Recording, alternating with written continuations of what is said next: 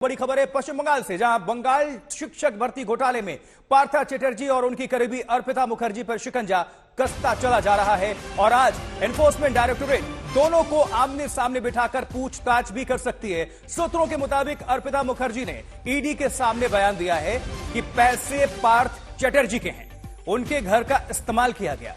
तो पार्था ने पूरे मामले में फंसाने का आरोप लगा दिया।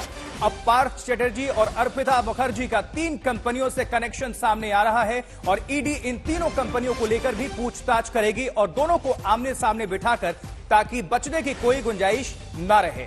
इसके पहले जब मेडिकल चेकअप के लिए लेकर जाया जा रहा था अर्पिता मुखर्जी को, तो मीडिया के सामने वो रो पड़ी और फूट फूट कर रोई। लेकिन अगर यही अंदाजा उनको पहले होता और ऐसी हिमाकत और भ्रष्टाचार में लिप्त नहीं होती तो फिर कुछ बात होती। लेकिन अब बात काफी आगे निकल चुकी है। देखिए, कई तस्वीरों को आप सभी तक हम रख रहे हैं। आमने सामने पूछताछ असंभव है। 3 कंपनियों से कनेक्शन की बात सामने आ रही है, जिनके निदेशक अर्पिता मुखर्जी को बनाया गया। 2011 से ये खेल शुरू हुआ। निकले अर्पिता के आंसू, ये जो अगली तस्वीर देख रहे हैं, वहीं फंसाने वाला दाव भी चला है पार्था चटर्जी ने और टीएमसी का 5 से किनारा। एक स्पेशल रिपोर्ट दिखा रहे हैं आप सभी को, आप देखिए।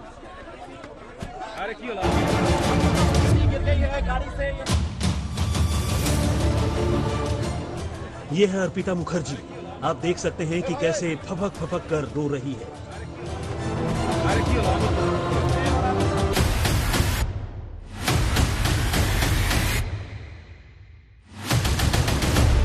कल देश ने अर्पिता के फ्लैट से पकड़े गए 50 करोड़ कैश को देखा।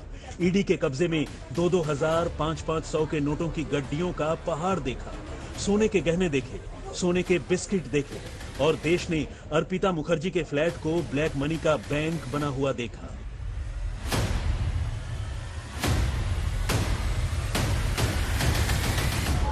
लेकिन आज देश अर्पिता मुखर्जी के आंसू देख रहा है।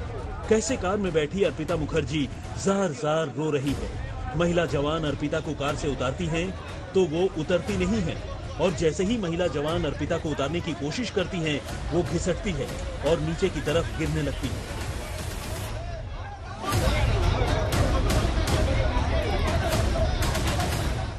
तो क्या अर्पिता मुखर्जी जानबूझकर रो रही है और देश को अपने आंसू दिखा रही है?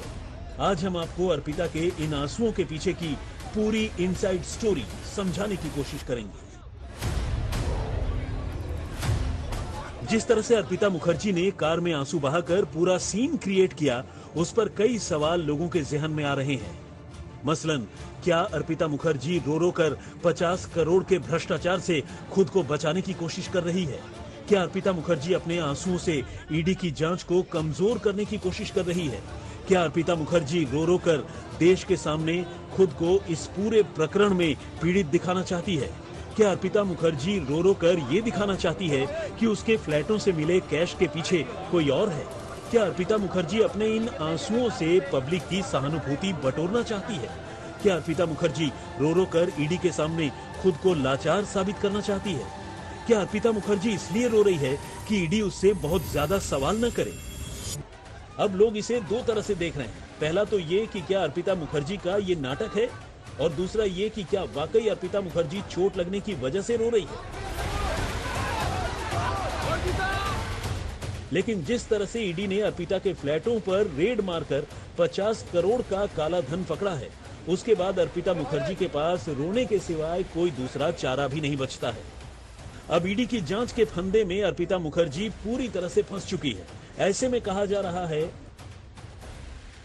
कि अर्पिता मुखर्जी रो रो कर एक तो पब्लिक सेंटिमेंट बटोरने की कोशिश कर सकती है, दूसरा खुद को ईडी के सवालों से बचाने के लिए विक्टिम कार्ड भी खेल सकती है, और तीसरा वो रो रो कर अपने आकाओं को भी ये मैसेज दे सकती है कि वो रोकर दिखाएगी और ईडी के सामने गहरे राज बिल्कुल नहीं खोलेगी।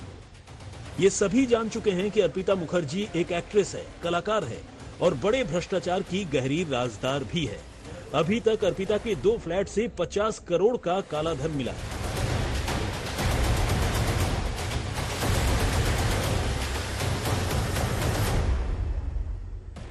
ईडी के सूत्रों के मुताबिक अर्पिता ने दावा किया है कि सारा काला धन पार्थ चटर्जी का है।